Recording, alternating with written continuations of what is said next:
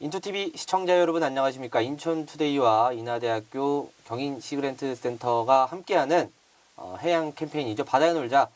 오늘 마지막 회차 에피소드 여러분들께 한번 좀 찾아뵀는데요. 해상풍력입니다. 인천 앞바다가 또 이제 해양 자원이 많잖아요. 그 중에서도 이제 탄소 중립과 기후 위기 대응 차원에서 세계 각국의 선진국들이 재생에너지 확대에 아주 힘을 쏟고 있습니다. 거기서 아주 선도적인 역할을 할 또 인천시가 있는데요. 또 인천시와 또 이제 세계 해상풍력 1위 기업 덴마크의 오스테드가 손을 잡고 지금 인천 앞바다에서 해상풍력 단지를 조성하려고 좀 노력 중이죠.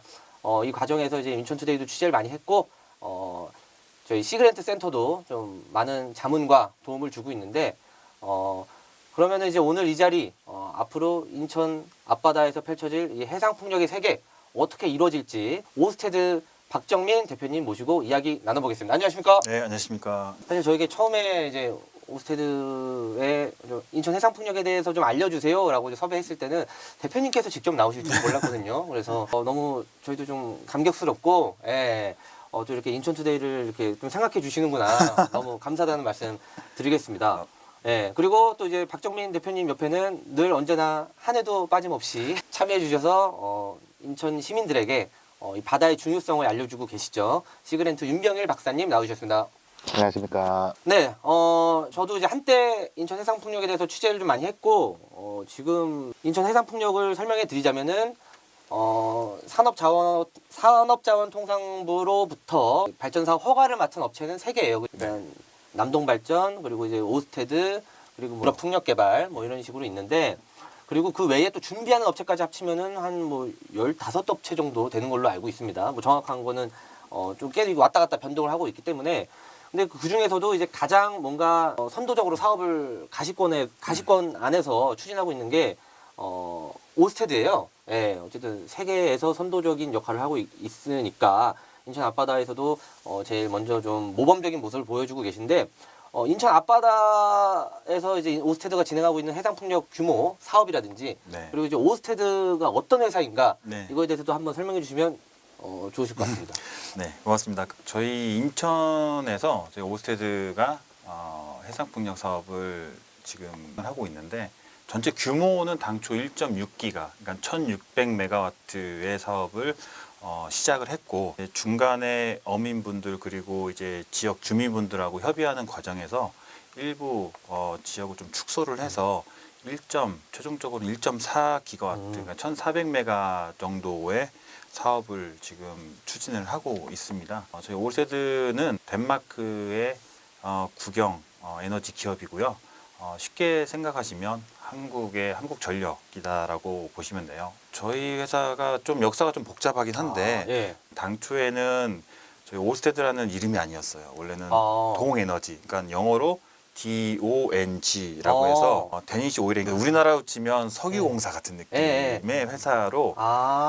저희 회사가 이제 90년도 초반부터 여러 번 이제 석유 파동을 겪어요. 우린 전 세계적으로 석유 파동 겪으면서 석유 값이 뭐 천정부지로 오르고 이런 것들을 경험하면서 이 산업이 굉장히 안정적이지 못하다라고 일찍 어떻게 보면은 경제적인 논리로 그걸 깨달을지 몰라도 결국에는 저희가 선택한 사업은 신재생. 그래서 이 지구가 앞으로 나갈 방향이 어쨌든 신재생으로 청정 에너지로 가야 된다라는 그 우리 선배님들의 뜻으로 또 전체 산업을 다 오일앤가스 산업을 다 어떻게 보면은 다 버리고 신재생으로 돌아선 게 2000년대 초반입니다. 엄청 이른 시절부터 그러니까. 그렇죠. 그때는 전 세계적으로 해상풍력 자체가 존재하지 않았고요.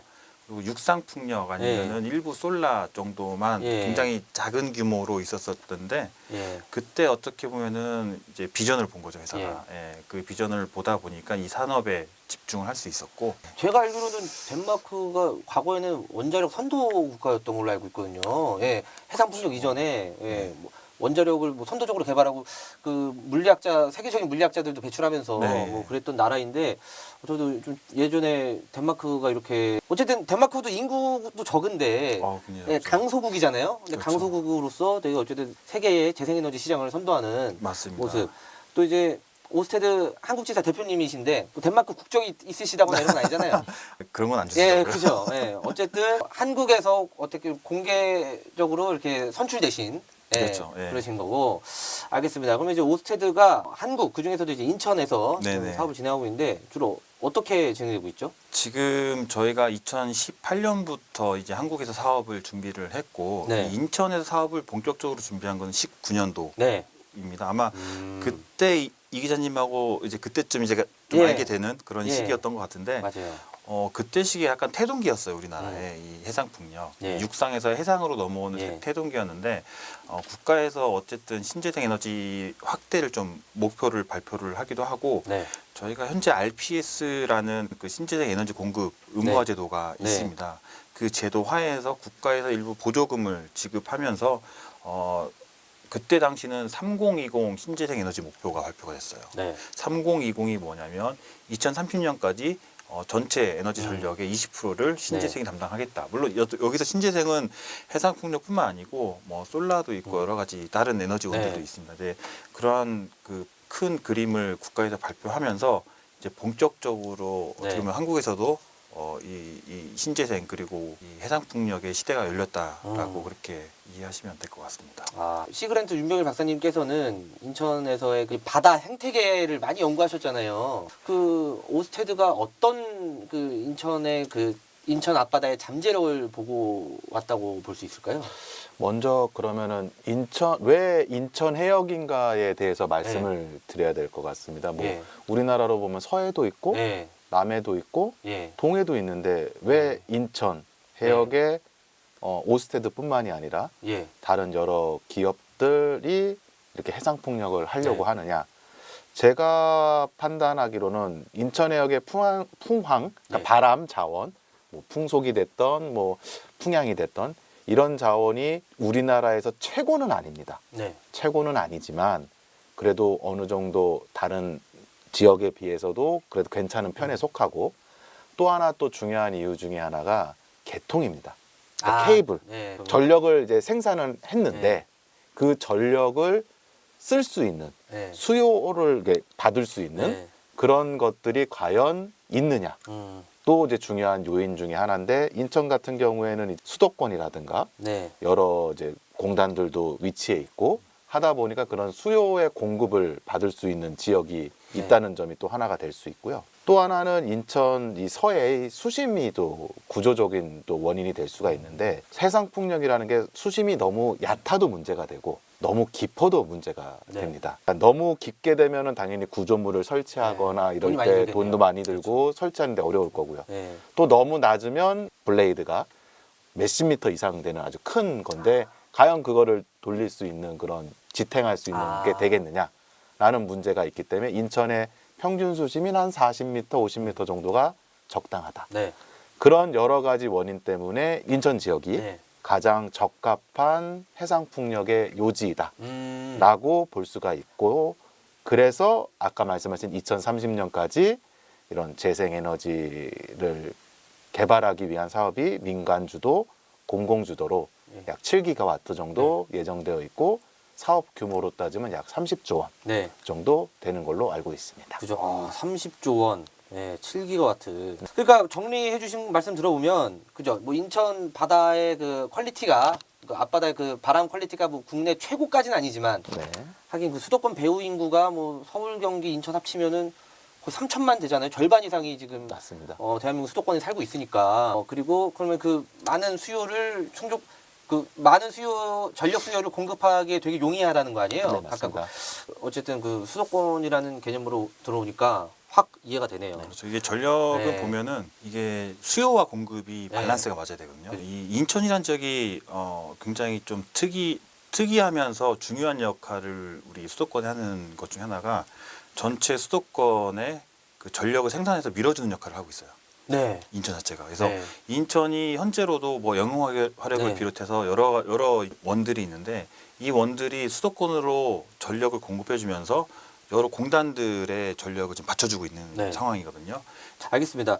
그 아까 얘기해 주셨을 때 인천 전체 해상 풍력 7기가와트, 30조 원 규모라고 하셨는데 얼마나 대단하다, 크다는 건 알겠어요. 근데 그 이제 보통 이게 그러면 뭐 4인 가구 몇만 명이 사용할 수 있다. 뭐 이렇게 좀 예측되는 게 있을까요? 뭐. 이게 전력을 만약에 예정대로 생산을 하게 되면 300만 가구가 연 네. 쓸 수 있는 에너지가 생산이 네. 될 수 있고, 또 하나는 이제 탄소 중립 예. 차원에서 한 100만 톤 정도의 탄소 CO2를 배출을 감소할 수 있고, 예. 그다음에 자동차로 이제 말씀드리는 게 좀 이런 거 표현할 때 예, 약 예. 한 25만 대 규모의 내연 기관 자동차를 대체할 수 있는 아까 그런 탄소 양이 예. 할 수 있다라고 이제 볼 수 예. 있습니다. 아, 이게 그러면 이제 봄철, 가을철 미세먼지 좀 없애는데도 네, 많이 뭐. 좀 큰 기여가 될 것 같아요. 네, 네. 그렇게 할 수 있죠. 네, 알겠습니다.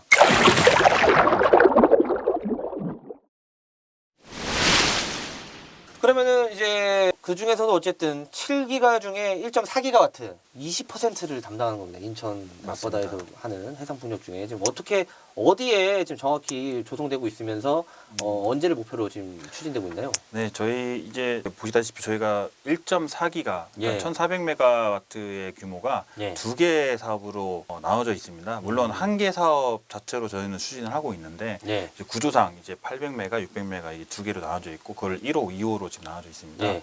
육지하고 가장 가까운 부분하고 예. 이제 인천시하고 거리를 보면 한 70km 정도 이제 떨어진 먼 바다에서 저희가 사업을 추진하고 있고, 아까 박사님께서 말씀해주신 그 전력이 몇만 가구가 사용 가능하냐, 예. 저희가 지금 기본적으로 계산해봤을 때 한 130만 가구, 예. 130만 가구가 저희 인천시가 아마 전체가 120만 가구가 길 거예요. 맞아요. 300만 인구에 한 120. 예, 그 인구가 쓰고도 이제 남는 정도 네. 전력이라고 보시면 되겠고, CO2는 약 400만 톤 정도 감축이 네. 되고, 저희가 사업을 19년도부터 본격적으로 시작을 해서 현재는 환경영향평가를 지금 네. 받고 있습니다.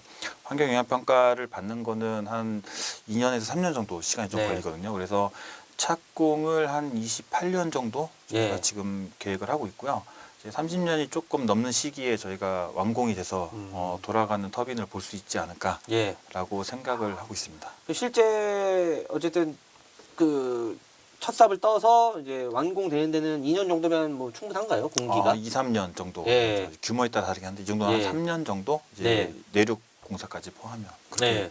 아, 이게 제가 제주도도 가봤고 덴마크도 한번 가보긴 했는데 바다에 좀 펼쳐진 해상풍력 그 기구들이 뭔가 배경과 잘 조화를 이루면서 좀 이게 또 해질녘에는 이쁜 모습도 나타내고 그래요. 그래서 인천도 어쨌든 그 노을이 상당히 서해 바다인 만큼 유명한데 이게 또 하나의 또 명물이 되지 않을까라는 생각도 해요, 저는. 예. 제가 기대하는 거는 네. 외국에서 방문하시거나 예. 뭐 내국인이 예. 이제 돌아오실 때 비행기 안에서 이제 볼 수 있는 광경을 그죠. 좀 예. 볼 수 있지 않을까. 네. 이제 밤에도 우에 이제 이 에비에이션 라이트라고 해서 깜빡이는 게 있어요. 예. 이게 낮에는 육안으로 돌아가는 터빈이 보이겠지만 예. 밤에도 그 깜빡이는 불빛 자체가 하나의 네. 뭐 경관이 굉장히 좋지 않을까라고 생각합니다. 저기 그저 영종도랑 가까운 거잖아요. 네, 그렇죠. 영종도랑 떨어진다 한 4-50km 떨어진 걸까요, 그러면? 네. 영종도는 아니고 가장 가까운 섬이 제가 덕적도. 구럽도거든요. 구럽도. 예, 예. 구럽도에서 한 20km 정도? 구럽도에서 20km. 예, 맞습니다. 덕적도 놀러 가면은 또 저것도 하나의 그럼요. 장면이 되겠네요. 맞습니다. 이게 외국이나 국내에서도 관광 자원으로도 많이 활용할 수 있거든요. 예. 그래서 굉장히 좋은 지역 경제 활성화에 도움이 되지 않을까라고 네. 기대를 합니다. 맞습니다. 그럼 지금 환경 영향 평가 진행 중이라고 하시는데 네. 그 어쨌든 결과가 어떻게 뭐 잘 나오겠지만 지금 뭐 혹시 좀 뭐 난관이라든가 이런 게 있을까요? 예, 그 뭐 이 해상풍력 인허가 절차라는 게 우리나라에서 아직은 이렇게 성숙화 단계에 있지는 않습니다. 왜냐하면 예. 새로운 산업이기도 하고 예. 각 법률마다 이 해상풍력을 타겟으로 딱 정해놓은 전형적인 법률은 따로 없습니다. 그러다 보니까 유사한 산업들, 유사한 공사들에 의해서 이제 저희가 인허가를 받는 그러한 형편이라고 보시면 되는데요. 사실상 해상풍력이라는 것 자체가 어쨌든 바다 그 아무것도 없는 공유수면에 구조물이 설치되는 상황이다 보니까 이 환경적인 영향, 박사님 더 잘 아시겠지만 환경적인 영향이 완전히 제로다라고 말씀은 드릴 수 없지만 여러 가지 기술적으로 일찌감치 유럽이나 이런 데서 개발해온 이런 기술적인 극복 방법들, 그리고 이 해상풍력 발전단지가 설치된 이후에 어떻게 환경과 조화롭게 좀 더 이 생태계에 좀 더 긍정적인 영향을 미칠 수 있냐 이런 것들에 대해서 저희 올세대가 굉장히 많이 지금 연구를 하고 그런 것들을 또 여기 인천 앞바다에도 저희가 적용하려고 지금 네. 여러 가지 진행을 하고 있습니다. 그렇지 인허가가 힘들다고 하셨잖아요. 저도 옛날에 좀 대충 알아봤을 때는 걸려 있는 중앙부처만 해도 뭐 해수부, 뭐 중기부, 최종의 전기 사업 인허가는 산자부, 네.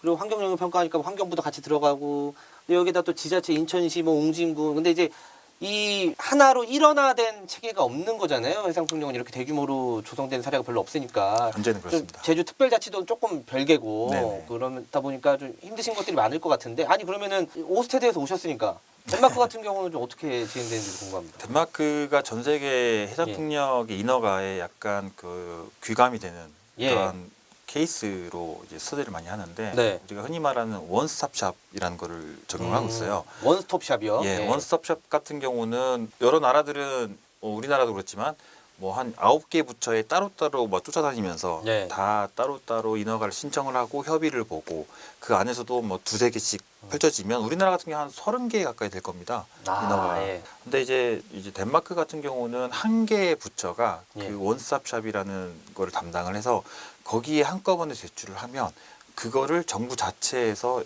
다 회람을 하고 의견을 받고 또 의견 수렴까지 해가지고 다시 네. 나옵니다. 네. 이제 그런 거에 따라서 보면은 인허가 기간이 획기적으로 많이 줄죠.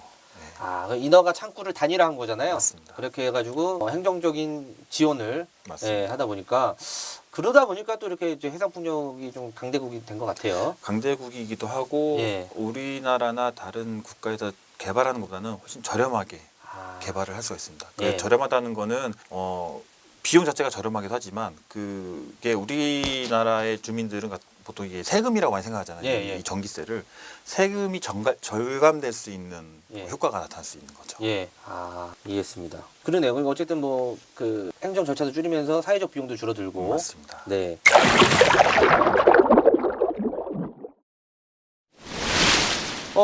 그러면 이제 그 풍력 발전에 대해서 사실 이제 대한민국이 많이 이해도가 높지는 않잖아요. 아직은 이제 막 확대하려는 과정인데 2019년부터 이제 한국에서 오스테드가 해상풍력 사업을 추진하려고 하면서 좀 어려움들도 많이 겪었다고 들었거든요. 주민 설득이라든가 네. 어민 설득이라든가 네. 그때부터 다 느끼신 게 있으실 텐데 좀 어떻게 잘 풀어 나가셨어요? 다 풀었다고 하기는 아직 시기가 좀 이르고요. 아직 예, 예. 노력을 하면서 풀려고 하는 과정 속에 예. 있다라고 말씀드릴 수 있는데 예. 사실 이게 뭐 올세대가 인천에 온 19년도부터 뭐 주민들 그리고 예. 어민들과의 갈등이 없을 수가 없었습니다. 예, 그거는 어느 산업에서나 초기 갈등은 이해관계자들하고 예.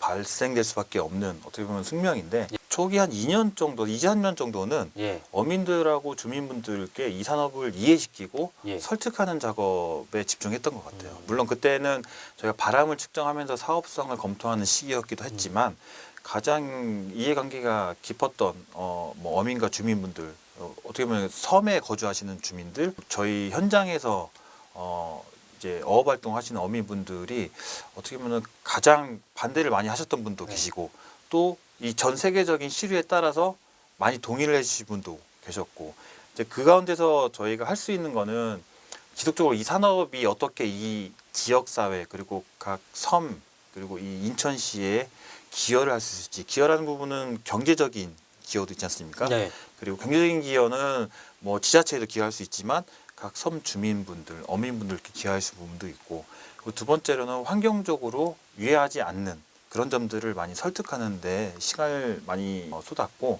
그 결과 저희가 2023년 재작년에 발전사업 허가라는 큰 허가를 이제 듣겠는데 네.